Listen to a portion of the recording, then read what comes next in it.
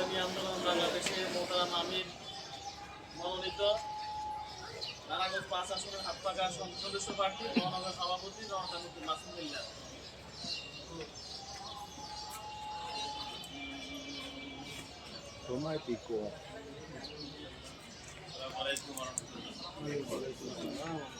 আলহামদুলিল্লাহ দীর্ঘক্ষণ যাবৎ আমার জুলাই স্মৃতি স্মরণ করলাম। আমরা কিছু আগের পিছনে ঘটনা বললাম।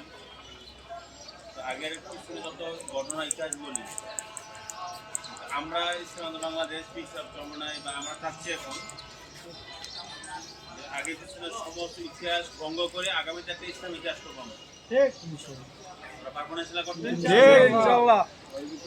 আমরা আগামীতে আগামী ত্রয়োদশ জাতীয় সংসদ নির্বাচনে আমরা আমাদের ইসলামপন্থীর পক্ষ থেকে একটা ইসলাম বিজয় দেখতে চাই। আপনারা এটা দেখতে চান? এটা অনেক ঘটনা শুনছে, আমরা নিজেরা সব কিছু সাক্ষী, সব জানেন। বিগত ফেসিস্ট আমলে কি অবস্থা আমাদের ছিল বা স্বাধীনের পর থেকে অর্থ পর্যন্ত প্রত্যেক ইতিহাস আমরা সবাই কম বেশি জানি। যত ইতিহাস জানি, ইতিহাস শুনতে শুনতে আমরা অনেকে গায়ে হয়ে গেছি। আমরা আগামীতে আমরা একটা নতুন ইতিহাস সৃষ্টি করতে চাই। ওই ইতিহাস সাক্ষী হতে পারবো আমরা ইনশাল্লাহ। ওই ইতিহাস সাক্ষীরা হবে ইনশাল্লাহ আগামী বাংলাদেশ হবে ইসলামের বাংলাদেশ। আগামী বাংলাদেশ হবে কি?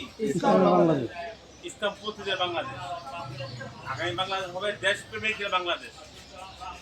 এখন দেখেন না, আগে যারা 16 বছর দেশপ্রেমিক ছিল, এখন আবার কি হবে মানে দেশপ্রেমিক গেল। বিগত 16 বছর যারা দেশপ্রেমিক সাজ্জা মানে ক্ষমতা চিন্তা ভাবনা করছে, মানে ক্ষমতা ছিল, আর এবার বিগত এখন তো আবার নতুন করে আবার নতুন নতুন বন্দী শুরু হয়ে গেছে। কেউ দৌড়দৌড়ি করতেছে ভারতের দিকে, কেউ দৌড়দৌড়ি করতেছে আমেরিকার দিকে, কেউ চীন রাশিয়া দৌড়দৌড়ি করতেছে। যত দল মত দেখেন না কেন, আমরা কোনো দল মতে পূর্ণাঙ্গ শান্তি আমরা দেখতে পাই না, আমরা পাবো না। একমাত্র পূর্ণাঙ্গ শান্তি কোথায়? ইসলাম। একমাত্র পূর্ণাঙ্গ শান্তি কোথায়? ইসলাম। এই জন্য আমরা আগামীতে বাংলাদেশটাকে ইসলাম শাসন করতে চাই। আমরা প্রত্যেকেই কি আগামীতে ইসলাম শাসন হওয়ার কায়েম হওয়ার জন্য আমরা শরীক হতে পারবো না ইনশাআল্লাহ। আমরা ওই লোকের কাজ করবো। জুলাই আগস্টের আন্দোলনে অনেক স্মৃতি আমাদের সকলে আছে, সবাই কম ছিলাম। আমরা গুলি খাইছি, হামলা খাইছি, মামলা হয়েছি, এয়ার সেলে খাইছি, রাজপথে রক্ত জড়াইছি, অনেক কিছু করছি আমরা, ঠিক না? কিন্তু এই ইতিহাস যদি কেউ ভুলে যায়, সে অন্যমুখ খারাপ। এই জন্য আমরা আমাদের যে সমস্ত ছাত্র ভাইরা 1,500 থেকে 2,000 আমাদের ছাত্র ভাইরা কি হলো শহীদ হয়েছে, প্রায় 25,000-30,000 বাইরে আমাদের বর্তমান করছে, আহত হয়ে আছে। এখনো অনেকে হাসপাতালের চিকিৎসাধীন আছে।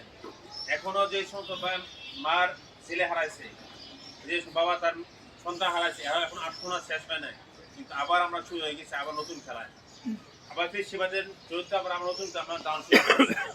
এই জন্য আমরা এই সমস্ত নতুন সুরাচার দেখতে চাই না। আমরা চাই আগামীতে নির্বাচনে যেন সুন্দর একটা পরিবেশ সৃষ্টি হয়। সকলের যে দলে ভোট করছে তার স্বাধীনতা থাকতে হবে। আজকে কুলাঙ্গার বলছে, বিএনপি বলতে, সে বলছে পদের মধ্যে আমরা আলাদা দানের মার্কার কি সিল করবো। তোমার কি সাহস দিচ্ছে? আলাদা ব্যালট থাকবে, তোমার কি সাহস কে দিয়েছে?